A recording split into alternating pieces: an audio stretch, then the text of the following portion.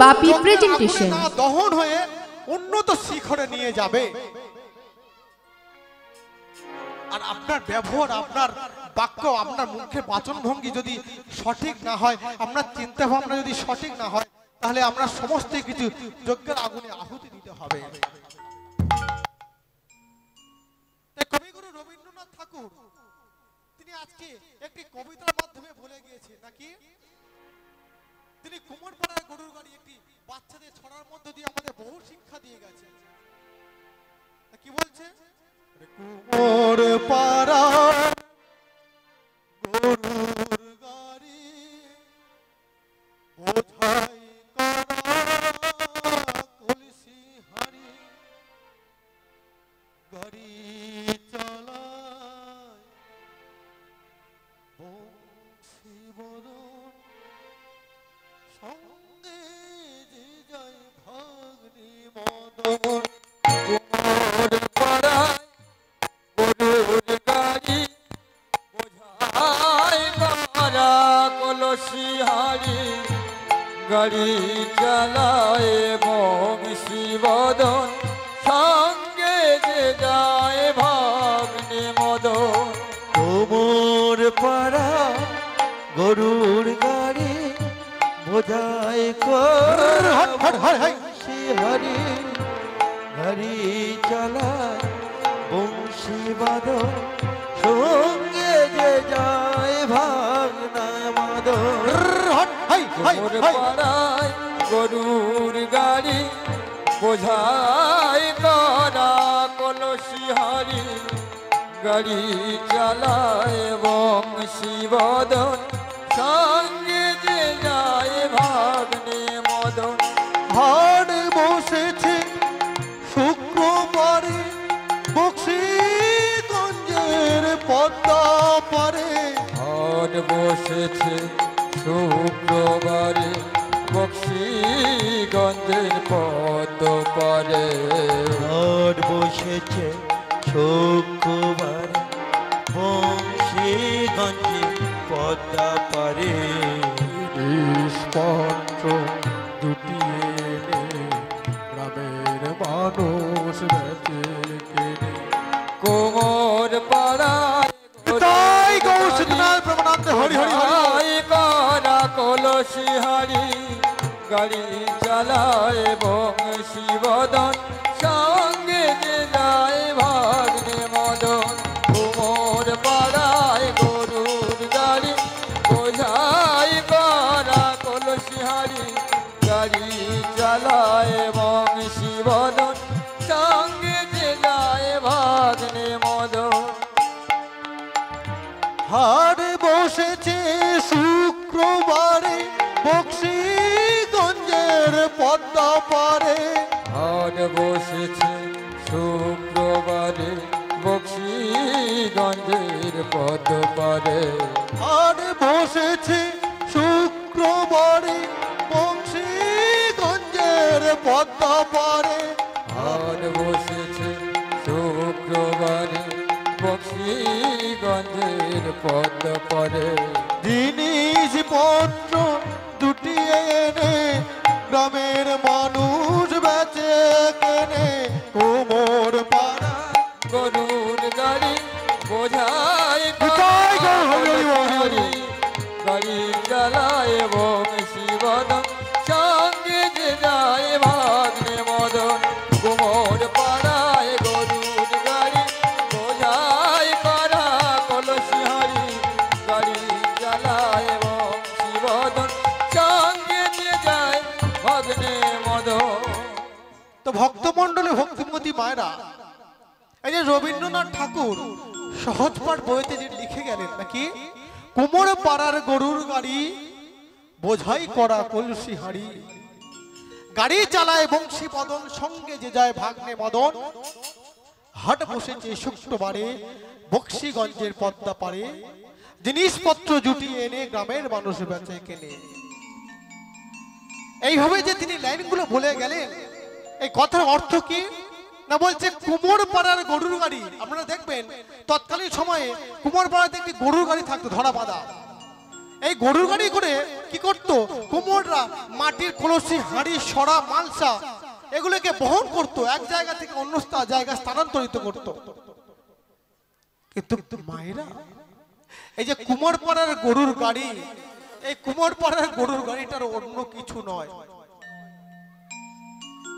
কুমোরপাড়ার গরুর গাড়িটা হলো আমাদের দেহরূপ কুমোরপাড়ার গরুর গাড়ি। এই দেহেতে কুমোরপাড়ার গরুর গাড়ির রূপ আমাদের কাম ক্রোধ লোভ মোহ মদ মাৎসর্য এই সরল রিপু নিয়ে আমরা ঘোরাফেরা করছি। এই কুমোরপাড়ার গরুর গাড়িতে এত কিছু থাকতে আমরা বুঝতে পারছি না আমাদের মধ্যে কি আছে কি নেই। তারপরে কি বলছে, গাড়ি চালায় বংশী বদন। ও মায়েরা, অর্জুনের রথের সারথি ছিল ভগবান শ্রীকৃষ্ণ, ঠিক তেমনি আমাদের এই দেহরূপ কুমোরপাড়ার গরুর গাড়িতে ভগবান শ্রীকৃষ্ণ বসে আমাদেরকে পরিচালনা করছে। আমরা কি করব না করব, কি করছি না করছি, তিনি আমাদেরকে পরিচালনা করছে। তা কি বলছে, গাড়ি চালায় বংশী বদন। বংশী বদন কে? ভগবান শ্রীকৃষ্ণ। তারপরে কি বলছে, সঙ্গে যে যায় ভাগ্নে মদ অদন্তেন্ন মদন। এই ভাগ্নে মদনটাকে, এই মদনটা হলো কামরূপ মদন, যে মদনের বানেতে ব্রহ্মা বিষ্ণু মহেশ্বর পর্যন্ত ভয় পেত। এই মদনের বান এতই তীক্ষ্ণ পাওয়ার ছিল যে এই বানের আঘাতে মানুষ কামাতুর হয়ে যেত। তাই ব্রহ্মা নিজের মেয়েকে ভোগ করবার জন্য ছুটে গিয়েছিল সরস্বতী দেবীকে। তাই আমাদের এই দেহরূপ এই রথেতে, এই দেহরূপ কুমোরপাড়ার গরুর গাড়িতে ভগবান শ্রীকৃষ্ণ পরিচালনা করছে। কিন্তু সাথে সাথে এই কামরূপ ভাগ্নে কিন্তু আমাদের পিছনে বসে আছে। সে আমাদেরকে সঠিক পথে যেতে বাধা দিচ্ছে, আমাদেরকে সদা সর্বদা চঞ্চল করে ছাড়ছে। তারপরে কি বলছে, হাট বসেছে শুক্রবারে। তো ভক্তমণ্ডলী ভক্তিমতী মায়েরা, আমরা সপ্তাহে 7টি দিন পাই না, কি রবি সোম মঙ্গল বুধ বৃহস্পতি শুক্র এবং শনি। তাহলে এখানে লেখক সপ্তাহের প্রথম দিন রবিবার বা সোমবার বলতে পারতেন, কিন্তু তিনি কোন হেতুতে বা কোন কারণে তিনি শনিবারের আগে অর্থাৎ লাস্ট বারের আগে অর্থাৎ শুক্রবারের কথা বললেন কেন? ভক্তমণ্ডলী ভক্তিমতী মায়েরা, আমাদের মধ্যে যখন বোঝার ক্ষমতা হয়, আমাদের মধ্যে যখন জ্ঞান হয়, আমরা যখন বুঝতে পারি যে আমরা শেষ সময়ে পৌঁছে গেছি, আমাদের যখন রক্ত ঠান্ডা হয়ে যায়, আমরা যখন বুঝতে পারি আমাদের কোনটা ঠিক কোনটা বেঠিক, কোনটা করা উচিত কোনটা করা অনুচিত, ঠিক সেই সময় আমরা ভগবানের সান্নিধ্যে যাওয়ার চেষ্টা করি। কিন্তু ভগবান কি বলেছেন জানেন? সাধন ভজন যদি করতে হয় শৈশব বয়স থেকে শুরু করো। বড় বড় শাস্ত্রকার তারা বলে গেছে সাধন ভজন যদি করতে হয় শিশুকাল থেকে করো। কারণ শৈশব বয়সে মানুষের মন থাকে ধোয়া মোচা স্লেট বা আয়নার মতো। এই সময় একটা পরিষ্কার স্লেট বা একটা পরিষ্কার সাদা ধবধবে খাতাতে যা কিছু লিখবে সেগুলো থেকে যাবে, কিন্তু তারপরে তাকে আর রিমুভ বা পরিষ্কার করা যায় না। যেমনই ঠিক তেমনই আমাদের দেহ যখন শেষের দিকে এগিয়ে চলে ঠিক তখনই আমাদের সংসারে নানা ঝামেলা, নানা বিপত্তি, ঝঞ্ঝাট, বিভিন্ন চিন্তাতে আমরা মগ্ন হয়ে থাকি। আমরা যখন বুঝতে পারি আমাদের জীবন শেষ পর্যায়ে এসেছে, তাই একটু হরি কথা কৃষ্ণ কথা বলবো, কিন্তু তখন আমরা যতই কাঁদি না কেন, যতই চোখের জল ফেলি না কেন, আমাদের মন পুরো পাষাণ হয়ে যায়, আমাদের মন তখন নরম থাকে না। তাহলে কি করতে হবে? তার কাছে যেতে গেলে শুক্রবারে গেলে হবে না, আমাদেরকে প্রথমবারের দিকে যেতে হবে। কিন্তু লেখক বলছেন শুক্রবারের কথা কেন? না, লেখক বলতে চেয়েছি আমাদের যখন বিবেক বৈরাগ্য হয় তখন আমরা শেষ সময়ে পৌঁছে যাই। কুমার পাড়ার গরুর গাড়ি বোঝায় করা কলসিয়ারি গাড়ি চালায় বংশী বদন, সঙ্গে যে যায় ভাগ্নে বদন। হাট বসেছে শুক্রবারে বক্সিগঞ্জের পদ্মা পারে। তাহলে যে হাট বসেছে, হাট বা বাজার বসে কোথায়? বিভিন্ন একটা ভালো জনবহুল এলাকা থেকে হাট বসে বা বাজার বসে। কিন্তু লেখক বলছে যে হাট বসেছে শুক্রবারে বক্সিগঞ্জের পদ্মা পারে। পদ্মা কথা অর্থ কি? গঙ্গা, যমুনা, সরস্বতী, পদ্মা বিভিন্ন দেশের মধ্যে থেকে এসেছে আর বিভিন্ন নাম নিয়ে এসেছে। তাহলে আমরা কখন বুঝতে পারি আমাদের শেষ সময় হয়ে আমরা মারা যাচ্ছি? আমাদের দেহটাকে চিতা করে নিয়ে গিয়ে কোথায় দিচ্ছে? গঙ্গার ধারে একটি চিতানলে সাজিয়ে দিচ্ছে। এই পদ্মা পার অর্থাৎ গঙ্গার কাছে নিয়ে চলে যায়। ঠিক তখনই আমরা আমাদের বোঝা উচিত ছিল যে আমরা কি চাই কি পাই। জিনিসপত্র জুটিয়ে এনে মানুষ হাটের মানুষ বেচে কিনে তুমি যেগুলো সঞ্চয় করে রেখে গিয়েছো, তুমি যেগুলো রেখে গিয়েছো, যা তৈরি করে রেখেছো, সেগুলো তুমি আর ভোগ করতে পারবে না। কে ভোগ করবে? তোমার স্ত্রী, পুত্র, আত্মীয় স্বজন এনারাই ভোগ করবে। তাই মায়েরা, সময় থাকিতে আমাদেরকে হরি সাধন ভজন করতে হবে, কৃষ্ণের সাধন ভজন করতে হবে। কারণ কৃষ্ণ ছাড়া আমাদের আর কোনো উপায় নাই, উপায় নেই আর উপায় হতে পারে না।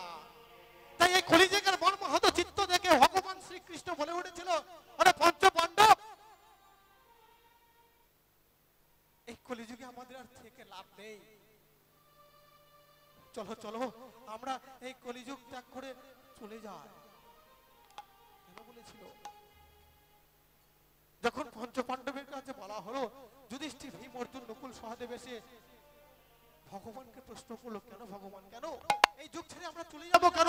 এই যে দাপর যুগ, না না, দাপর যুগ শেষ হতে চলেছে এবং কলিযুগের আগমন।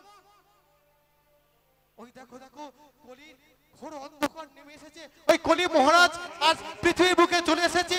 এবার কলির রাজত্ব শুরু হবে, যে রাজত্বে ধর্ম থাকবে এক ভাগ আর অধর্ম অর্থাৎ পাপ থাকবে 3 ভাগ। মায়েরা, এই যুগে ধর্মকর্ম করা বড় কঠিন। তাই এই হরিনাম যজ্ঞের আয়োজন করেছেন। দেখুন না, কত মানুষ এসেছে এখানে ভক্ত হিসাবে। প্রত্যেক মানুষ নিজে নিজে কর্মে নিজেদের সংসারে লিপ্ত হয়ে আছে। কারণ এই যুগে কলি মহারাজ ধর্মকর্ম তো করতেই দেবে না। তো যখন যখন ভগবান শ্রীকৃষ্ণ বললো, তো পঞ্চ পাণ্ডব এসে ভগবান শ্রীকৃষ্ণের কাছে চলে আসলো। তো ভগবান বলছে, শোনো শোনো, আমার কথা যদি না বিশ্বাস না, ভগবান বিশ্বাস করি, তো শোনো, তোমার বিশ্বাস করতে ভালো কথা, তোমাদেরকে প্র্যাকটিক্যালি আমি একটু দেখাতে চাই। কি হবে? শোনো, যুধিষ্ঠির, তুমি এখানে থাকো আমার সাথে, এবং ভীম, অর্জুন, নকুল, সহদেব 4 ভাই চতুর্দিকে চলে যাও, এবং চতুর্দিকে যেতে যেতে যা কিছু অযৌক্তিক, অলৌকিক, অপ্রাসঙ্গিক কোনো ঘটনা যদি দেখো, সেই ঘটনাকে দেখে সাথে সাথে আমার কাছে চলে আসবে, আমি তার ব্যাখ্যা করে দেব। তা যুধিষ্ঠিরকে দেখে ভীম, অর্জুন, নকুল, সহদেব ছুটতে ছুটতে চলেছে না কোথায়? আরে শ্রী হরি বলে শুভ যাত্রা কইল, শ্রী হরি বলে শুভ যাত্রা কইল, শ্রী হরি বলে শুভ যাত্রা কইল, শ্রী হরি বলে শুভ যাত্রা কইল, শ্রী হরি বলে শুভ যাত্রা কইল, শ্রী হরি বলে শুভ যাত্রা কইল। শ্রী হরি দেশান্তরে তারা ঘুরিতে লাগিল, দেশে দেশান্তরে তারা ঘুরিতে লাগিল, নানা দেশান্তরে তারা ঘুরিতে লাগিল, নানা দেশে তারা ঘুরিতে লাগিল। মুখে হরি হরি হরি বলে, হরি হরি বলে, হৃদয় গো হরি হরি হরি বল, তারা হরি হরি হরি বলে, নানা দেশান্তরে ঘরে হরি হরি হরি বলে, নানা দেশান্তরে ঘরে হরি হরি হরি বলে। আমি কি দেখছি? ভক্তমন্ডলী, ভক্তিমতী মায়েরা, ভীম ছুটতে ছুটতে এক আশ্চর্য ঘটনাকে দেখতে পেল। নাকি ভীম দেখলো একটি ছোট্ট ছিদ্রের মধ্য দিয়ে ইয়া বড় হাতি গলে গেল। কিন্তু তার সরু লেজটি আর গলাতে পারলো না। এই ঘটনা দেখে ভীম তো অবাক হয়ে গেল, এটা কিভাবে সম্ভব? একটা ছোট ছিদ্রের মধ্যে দিয়ে এত বড় হাতি গলে গেল, কিন্তু তার সামান্য লেজটুকু আর গলতে পারলো না।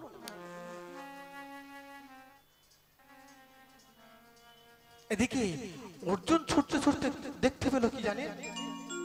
দেখতে পেলেন এক বৃদ্ধ পিতামাতা একটি কলসির জল নিয়ে 7-7টি কলসি ভর্তি করছে,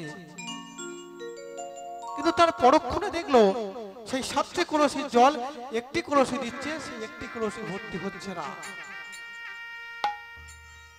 এই ঘটনা দেখেও যুধিষ্ঠির অবাক হয়ে, অর্জুন অবাক হয়ে গেল।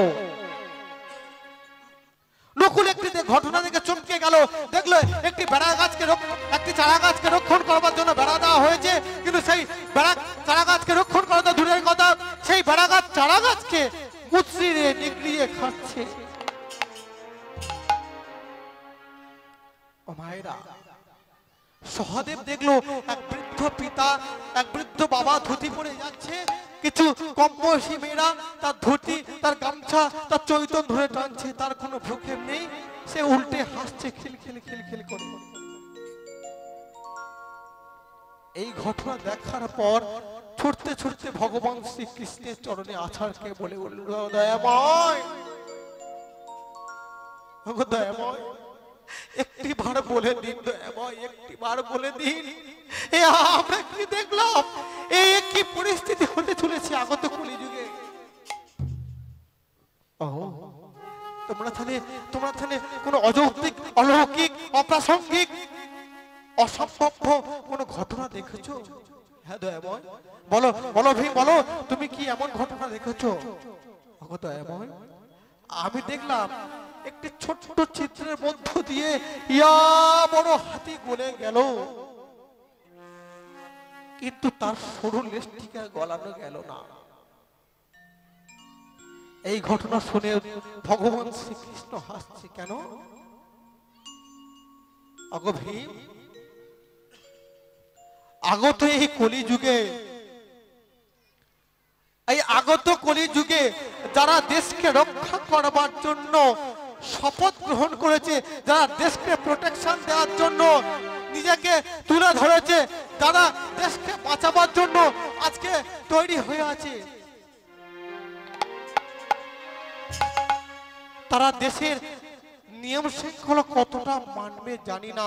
যারা দেশের শত্রু, যারা দেশের শত্রু, যারা শত্রু সভাকর, যারা দেশের মাটিকে বিদেশের মাটি বিক্রি করছে, বড় বড় মাওবাদী, সন্ত্রাসবাদী, তারা কখনো জেলের মধ্যে বন্দী থাকবে না।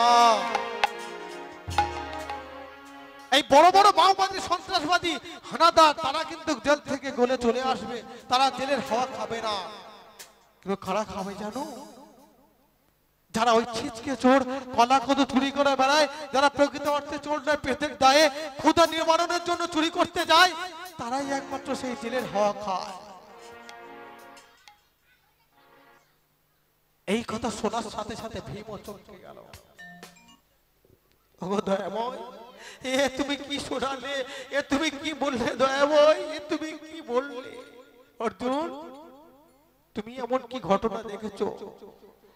কৃষ্ণ শাখা, আমার শাখা, আমি কি ঘটনা দেখেছি জানো? আমি ছুটতে ছুটতে দেখতে পেলাম এক বৃদ্ধ পিতামাতা, তারা একটি কলসি থেকে জল নিয়ে 7-7টি কলসি ভর্তি করলো, কিন্তু পরবর্তীকালে সেই 7টি কলসি জল নিয়ে একটি কলসি আর ভর্তি করা গেল না। ও, তুমি তুমি তো বেশ আশ্চর্য ঘটনা দেখেছো।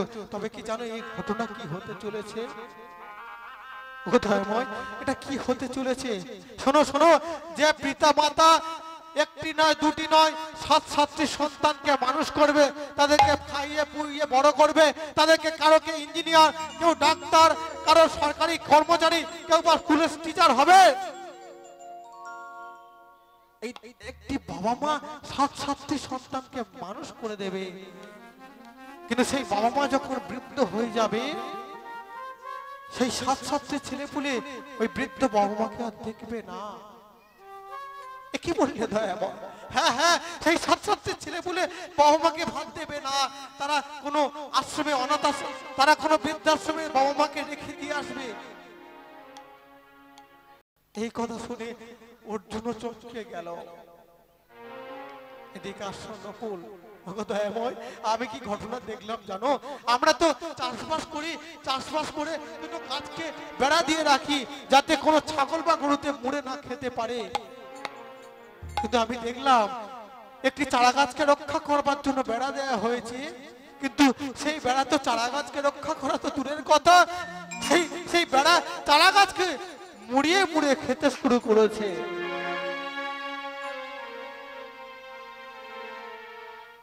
নকুল, তুমি যে ঘটনা দেখেছো সত্যি ঘটনা। যে চারা গাছকে রক্ষা করার জন্য বেড়া ধরা হয়েছিল, সেই বেড়া চারা গাছকে খাচ্ছে। কেন জানো? আগত কলিযুগে যারা দেশকে প্রোটেকশন দেওয়ার জন্য, দেশকে সুরক্ষা দেওয়ার জন্য যারা শপথ গ্রহণ করেছে, যারা আমাদের পুলিশ ফোর্সে আছে, যারা বিভিন্ন দায়িত্বে আছে, বিভিন্ন সরকারি কর্মচারী, যারা বড় বড় একটা সিগনেচারে বহু বহু টাকা পাস হয়ে যায়, তারা বিভিন্ন সময়ে বিভিন্ন মানুষকে মাথা মুড়িয়ে নিচ্ছে।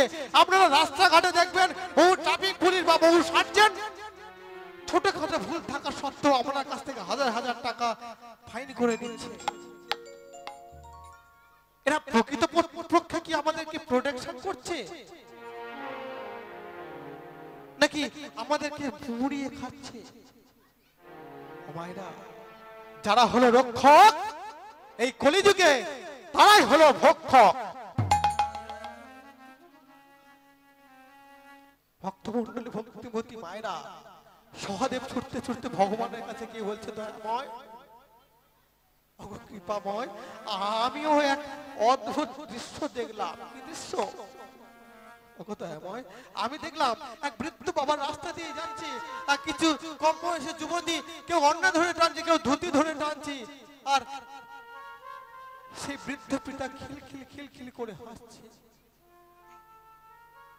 দয়াময়, এটা কি হতে পারে? এটা ব্যাখ্যা কি হতে পারে? তবে শোনো, আগত কলিযুগে মানুষের চরিত্র হবে এমন, তাদের ঘরেতে থাকবে একটি বউ এবং বাইরে থাকবে দুটি তিনটে বউ। এই হবে কলিযুগের মানুষের চরিত্র। তাই এই কথা শোনার সাথে সাথে পঞ্চপাণ্ডব কর্ণে হস্ত দিয়ে শ্রীহরি শ্রীহরি বলে উঠল, নিতাই গৌর শ্রীনাথ প্রেমানন্দে হরি হরি হরি বল।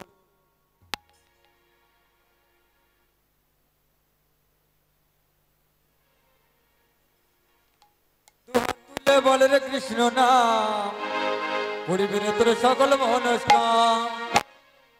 তুলে বললে কৃষ্ণ নাম, সকল মনস্কাম। তুলে বলে রে কৃষ্ণ নাম, পরিবের তোর সকল মনস্কাম। দুহাত তুলে বলতে কৃষ্ণ নাম, পূর্বের তোর সকল মনস্কাম। প্রেমানন্দে দুটি বাহু তুলে নাচরে মন সবে হরি বলে। প্রেমানন্দে দুটি বাহু তুলে নাচরে মন হরি বলে। হরি হরি হরি হরি বল। তুলে নাচরে মন সবে হরি বলে। প্রেমানন্দে দুটি বাহু তুলে নাচরে মন হরি বলে।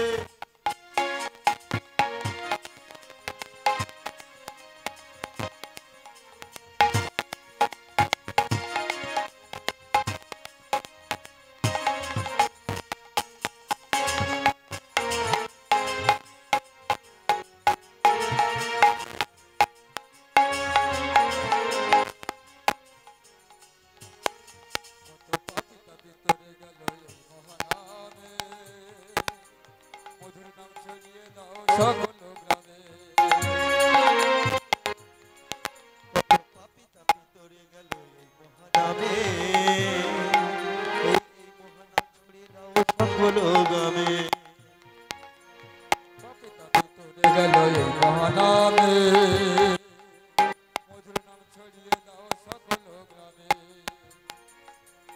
পাপী তাপী তরে গেল এই নিতাই গৌর হরি হরি হরি হরি বল। মধুর নাম ছড়িয়ে দাও সকল গ্রামে। শহর গিয়ে গাইব কৃষ্ণ নাম, পূর্ণ হবে সকল মনস্কাম। আরে শহরে গাইব কৃষ্ণ নাম, পূর্ণ হবে সকল মনস্কাম।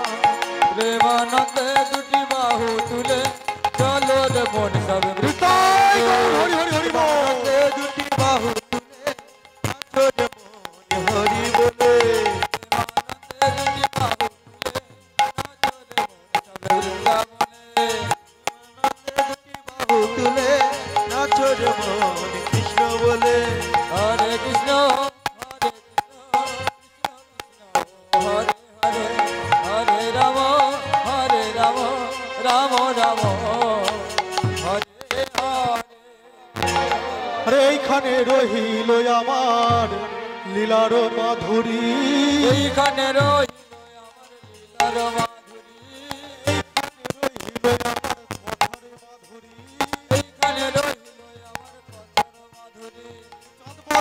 সবাই মিলে বলো হরি হরি, চাঁদ বদনে হরি হরি হরি হরি বল। হরি হরি, চাঁদ বদনে সবাই মিলে বলুন হরি হরি। চাঁদ বদনে সবে মিলে বলুন হরি হরি। আরে হরি এইখানে বল রহিল হরি হরি হরি হরি বল, হরি বল। বল হরি বল হরি বল হরি বল হরি হরি বল।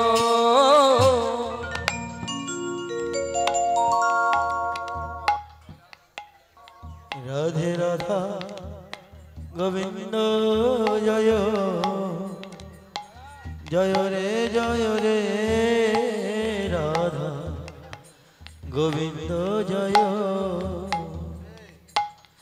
রাধে রাধা গোবিন্দ জয়